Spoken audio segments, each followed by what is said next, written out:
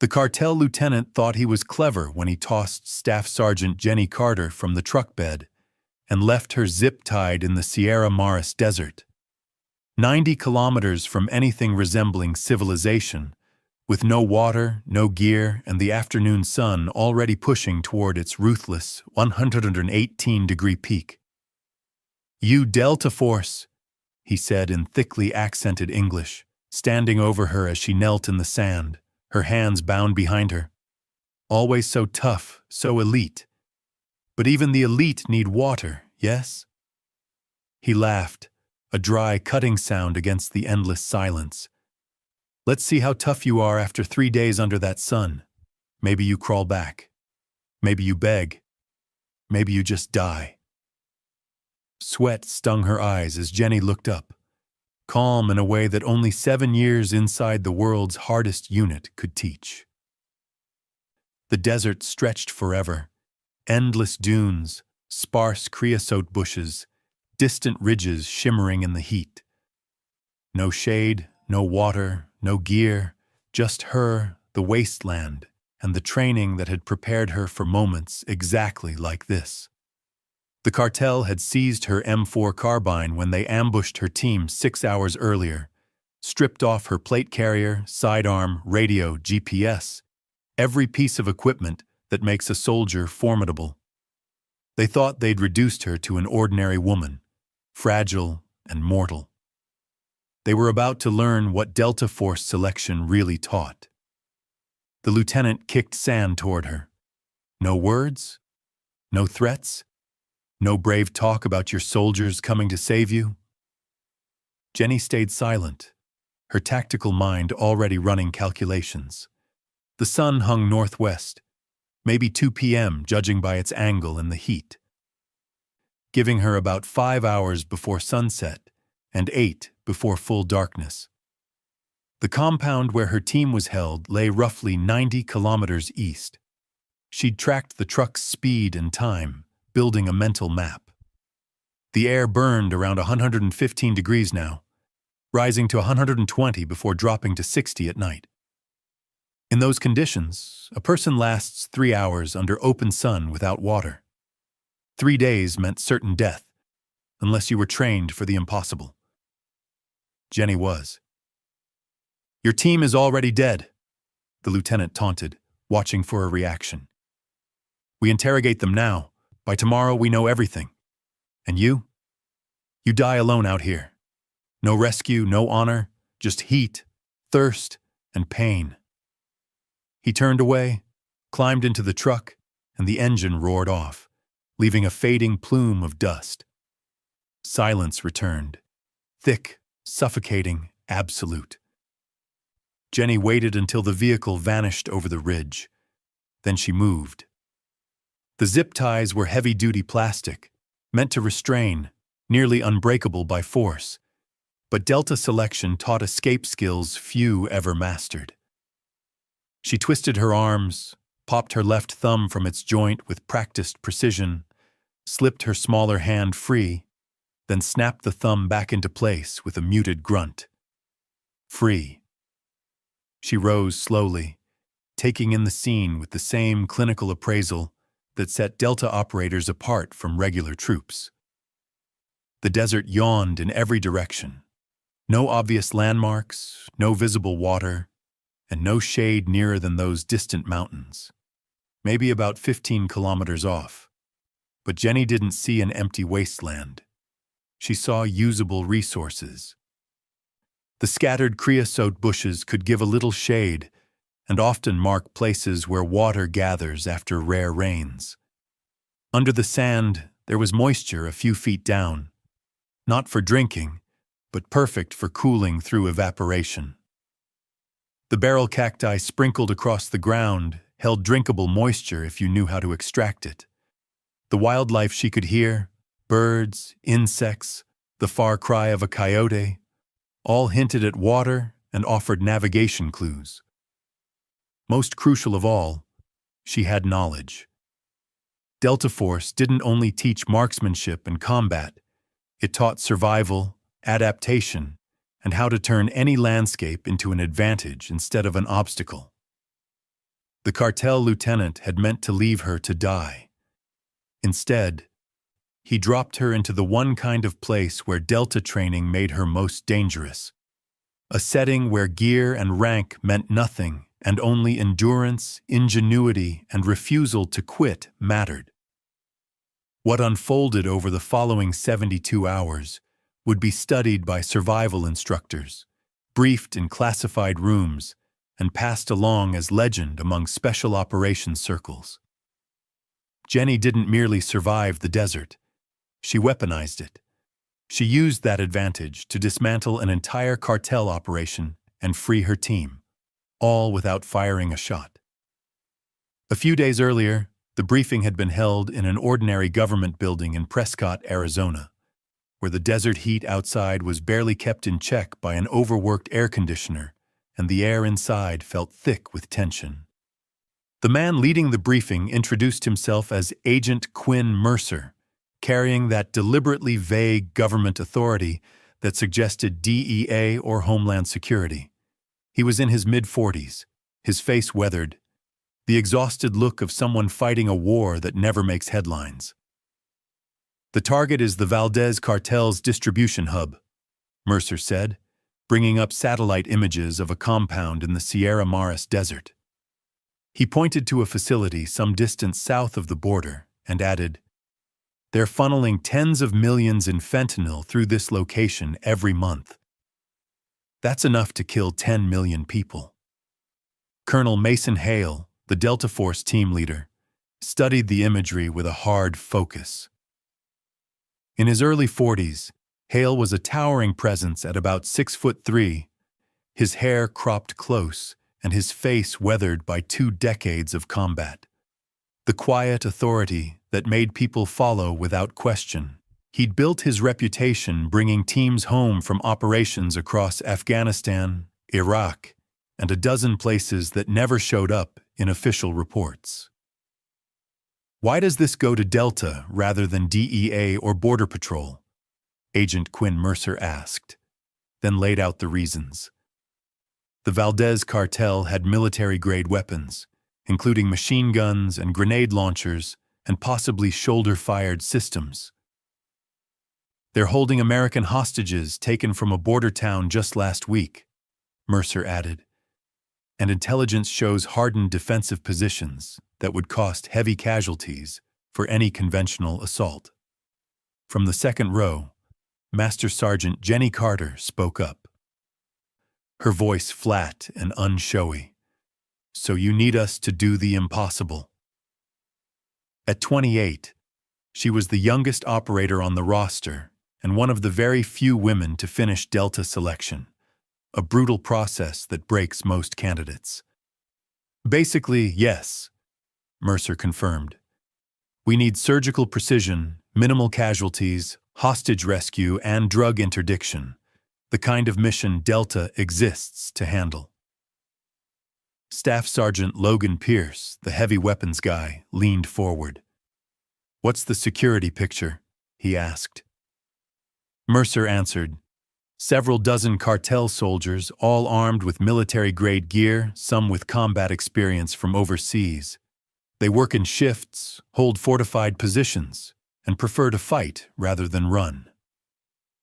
Jenny kept studying the satellite shots, her analytical brain already noting weak points. The compound sat on high ground with clear sight lines all around. Sneaking in unseen would be nearly impossible across the flat desert, and the hardened emplacements Mercer described looked like the work of someone with engineering know-how. "What about water?" she asked, earning a few puzzled looks. Mercer zoomed in on the imagery and pointed out a well inside the compound. "The surrounding terrain is typical Sierra Maris desert, baked and sparse, with daytime heat that gets extreme and very little vegetation," Jenny said. "Anyone operating there needs constant hydration, which means their defenses are tied to that well. They can't stray far without coming back for water." "Confirmed," rewrote the passage as one coherent paragraph, using the name replacements. Jenny Carter, Colonel Mason Hale, Agent Quinn Mercer, Staff Sergeant Logan Pierce, Sierra Morris Desert, keeping meaning and natural flow, and keeping the character length approach we used earlier, not obsessing over exact counts. Here it is. Mercer agreed. That's why we're hitting them at night when the heat eases and the risk of heat casualties drops. And after the briefing, Jenny tuned her kit with the kind of meticulous care that earned her the nickname Professor among the team. Her M4 was stripped, cleaned, and rebuilt with the practiced precision of someone who could do it by feel alone. Her bag was packed, so she could find anything blindfolded. Hale found her in the prep room and said, "You're worried about the desert." "I'm worried about everything," she said without looking up. "Which is why I'm still breathing, sir." Hale acknowledged the point. The desert is a real factor. Blistering heat, no cover, scarce water, and if the approach goes wrong, we face serious heat casualties. "We're inserting at night to avoid that," Mercer replied. "With respect," Jenny answered. "Night in the Sierra Morris Desert still runs hot, and we'll be hauling heavy loads over rough ground. Even then, dehydration bites." Hale fell quiet for a moment, then asked, "You grew up in Arizona, didn't you?" "Yes, sir. Phoenix. Spent a lot of time out there. Learned to respect it early." Jenny finally looked up from her carbine and said plainly, "The desert isn't just terrain, sir. It's an active threat. It kills those who underestimate it, and it can kill faster than bullets if you're unprepared. Which is exactly why you're on this team," Hale said, trusting the judgment that got her through selection when most candidates quit. "Trust those skills," he added, "and if things go sideways, use them." The insertion came in the dark hours.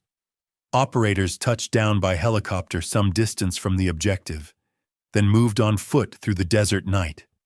Even without daylight, the terrain was brutal. Loose sand that steals your energy, scattered rocks that twist ankles, and subtle elevation changes that satellite photos never reveal. But Jenny moved with the efficiency of long practice, sensing temperature and humidity and calculating her water needs by instinct. They carried just enough water for the approach, the raid, and the exit. But there was almost no margin for error. Before dawn, they reached their observation post, slipped into hide positions that gave a clear view of the compound while keeping them hidden from patrols. And through night vision, Jenny could pick out the facility. 3 main buildings, hardened gun emplacements, and guards on rotating watches. She whispered that Sniper 1 was in position. Her task was overwatch. Pick off sentries, cover the assault team's movement, and lay down suppressive fire if things went loud. "Copy, Sniper 1, Hale answered, calm and controlled. The assault element moved toward the breach. The plan simple. Wait for the guard change that opened a brief window, then rush in fast to secure the hostages and eliminate the threats. Jenny's job was to keep them unseen until the last second. Then, just before the planned moment, everything unraveled. A patrol the intel hadn't shown stepped out of a gully no one knew about and walked straight toward the Delta positions, close enough that avoiding contact was impossible. "Contact front!" Logan's voice crackled as the firefight erupted.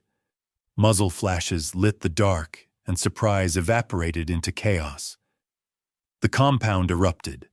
Lights flared, alarms screamed, cartel fighters poured from buildings with weapons ready. What should have been a surgical strike turned into a desperate gunfight. "Fall back," Hale ordered, his voice cutting through the noise with the authority everyone followed. A bound and cover withdrawal meant crossing open ground under fire. Jenny provided covering fire, her M4 cutting down pursuers, but there were too many adversaries in prepared positions, while Delta Force found itself exposed. "We're getting flanked," Nova shouted over the comms. They were using ground they knew like a trap to box the team in. Jenny saw the situation instantly. Superior numbers in dominant positions. A textbook encirclement using local terrain against unfamiliar attackers. She made a call. "I'll draw their attention," she said. "Give you time to break contact." Hale's reply was sharp and immediate. They didn't split the team, but Jenny was already moving, aware that unless someone distracted the enemy, they would all be overrun. "Either I draw fire, or we all get captured," she thought. And Jenny was already moving, firing as she shifted north, away from her team's withdrawal route, telling them she would evade and link up at the rally point in about half a day. "Jenny, that's a long march through hostile territory in daytime desert heat," a voice called. "I know," she answered without hesitating, and she fired again, dropping 2 fighters who were trying to flank the team. "See you at the rally point. Don't be late," Hale said, and she peeled off into the night, running while sending controlled bursts that forced the cartel's hunters to focus on her. Behind her came Hale's voice on the radio. "All elements withdraw. Jenny bought us time. Don't waste it."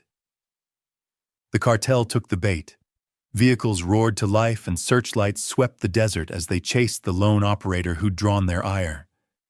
Jenny ran using every desert navigation skill she had, moving over ground that would break a normal person. She held out for hours before the cartel sealed off escape routes and boxed her into a tight canyon. She fought until her ammunition ran dry, and then until sheer numbers overwhelmed her. They stripped her of every piece of gear, bound her hands, and tossed her into a truck bed for the ride back.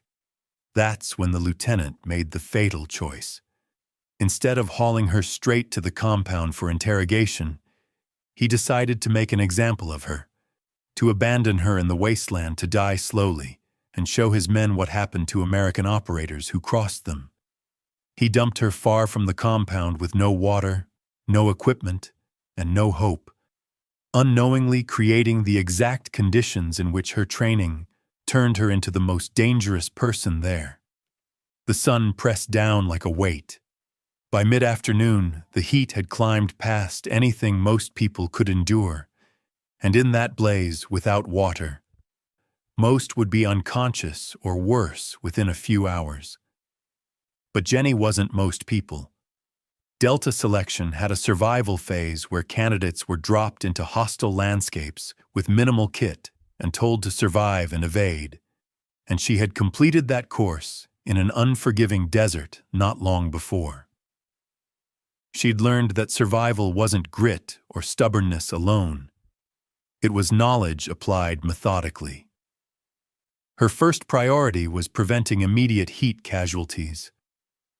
Sweat was already pouring off her, meaning rapid fluid loss. Direct sun would push her toward collapse in short order. She moved to the nearest creosote bush, a desert plant with deep roots that often marks underground moisture. Free.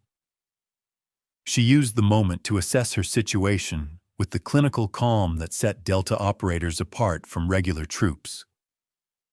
The desert fanned out in every direction. No landmarks nearby, no visible water, and no shade closer than those distant ridgelines she could just make out.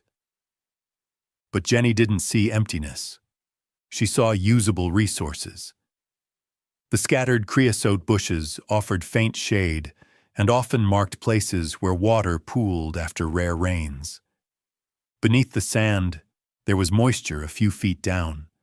Not drinkable, but perfect for making evaporative cooling. The barrel cacti dotted across the ground held life-sustaining moisture if you knew how to get it. The wildlife she heard, birds, insects, the distant howl of a coyote, all pointed toward water and gave navigation hints. Above all, she had knowledge. Delta Force didn't only teach shooting and fighting.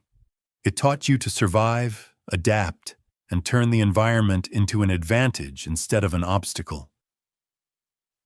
The lieutenant had dumped her to die, but he'd placed her where that training mattered most, where gear and rank were useless, and only endurance, ingenuity, and stubbornness counted.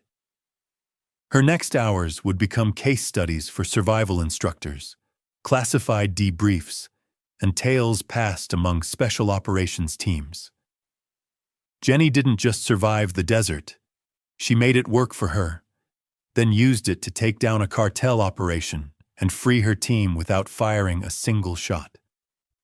The bush bought her a little shade, and every degree of cooling helped. She dug down beneath it until the sand grew cooler and slightly damp, stripped off her uniform top, buried it in the moist sand, then wrapped it to soak up that moisture. After it had dampened, she put it back on. Evaporation would pull heat from her skin and lower her temperature in crucial ways. Next priority, find water. The training drilled into her that the desert was never truly empty.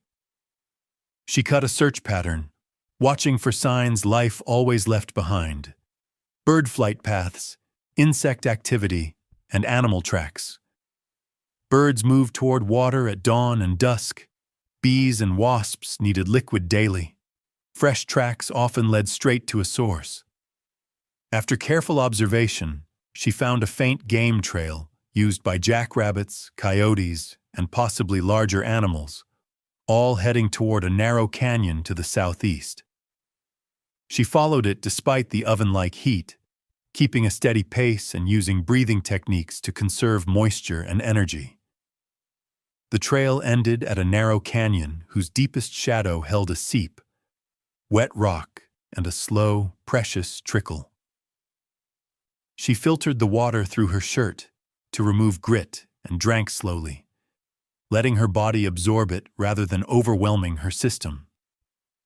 With immediate survival secured, she turned to improvising gear, harvesting straight woody ribs from a dead saguaro to fashion tools and spear points, collecting creosote resin for adhesive and waterproofing, and finding sharp stones in the canyon walls to cut and shape implements. Free. She turned survival into a project, and then a mission. From creosote bushes, she gathered resin that worked as glue and waterproofing. The resin was naturally antibacterial, useful for sealing wounds or lashing stone points to wooden shafts. And from barrel cacti, she carefully drew moisture using techniques that left the plants alive while giving her extra hydration. From the canyon walls, she picked flint-like rock that could be chipped into cutting edges. By sundown, when the heat eased into the 70s, Jenny had a crude survival kit, a known water source, makeshift tools, and gathered materials for shelter. But surviving wasn't the goal. The mission was. Her team was being held at a cartel compound far to the east. The cartel believed she was dead or dying out in the wasteland. They would interrogate her teammates, squeeze intelligence from them, and likely execute them within a few days, which gave Jenny only a narrow window to cross the desert, infiltrate a fortified compound, and free her teammates without weapons, without gear, and without backup, relying on Delta Force training and the desert itself. She moved east at sunset, using stars for direction. The desert at night shifted into something almost beautiful. Temperatures dropped to comfortable levels. Stars shone bright enough to guide, and nocturnal animals began to hunt. Jenny traveled with purpose, covering ground at a pace that would stall most people.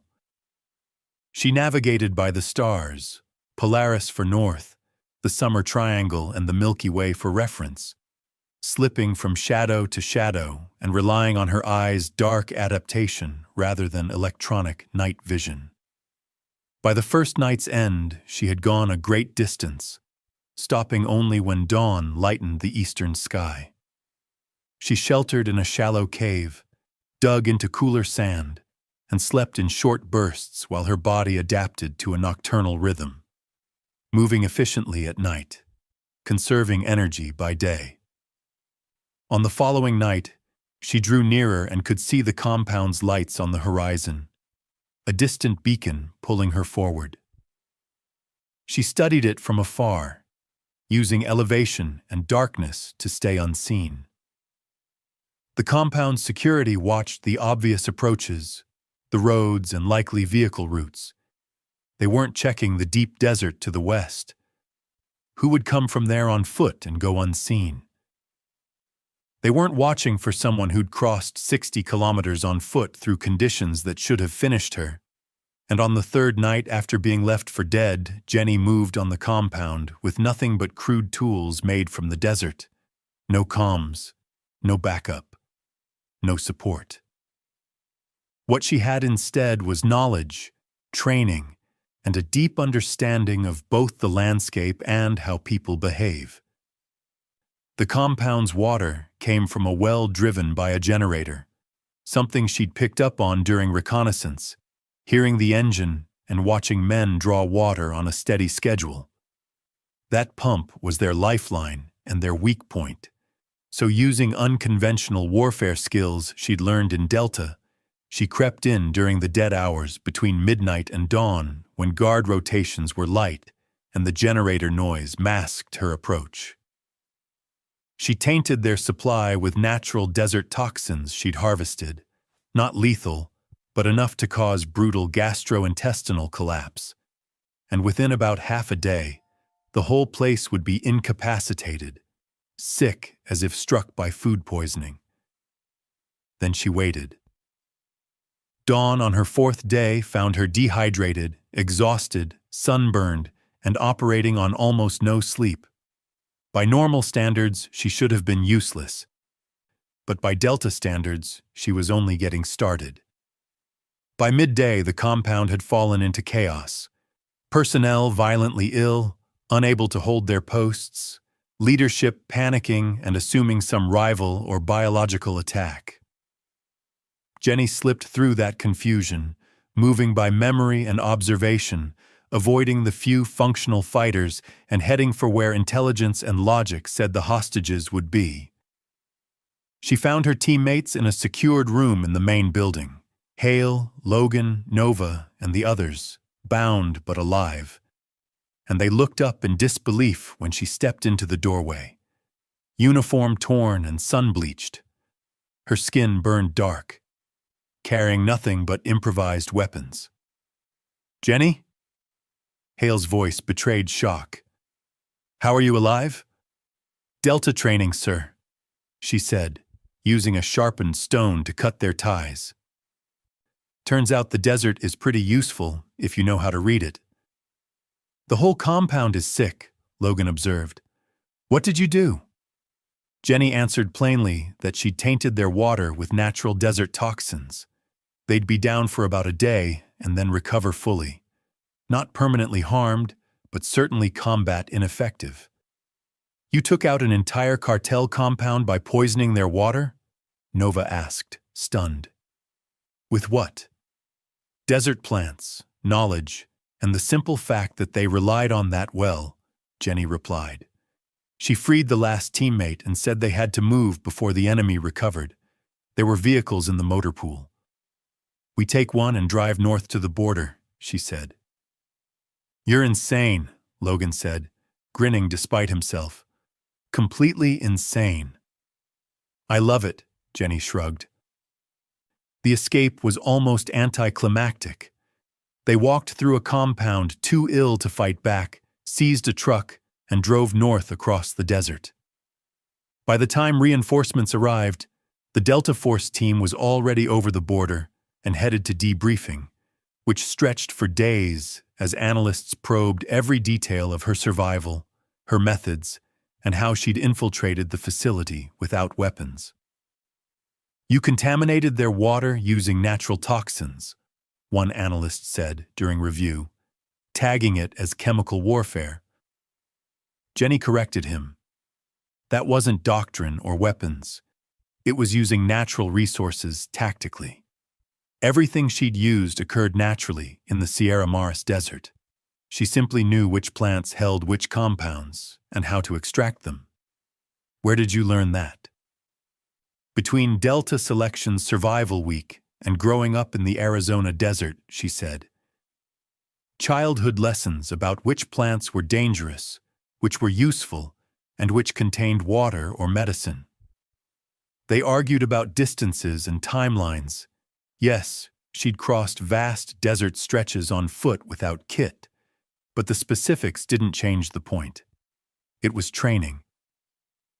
Delta Force didn't only teach shooting, it taught surviving, adapting, and finishing the mission, no matter the circumstances, by using the environment to neutralize threats without firing a shot.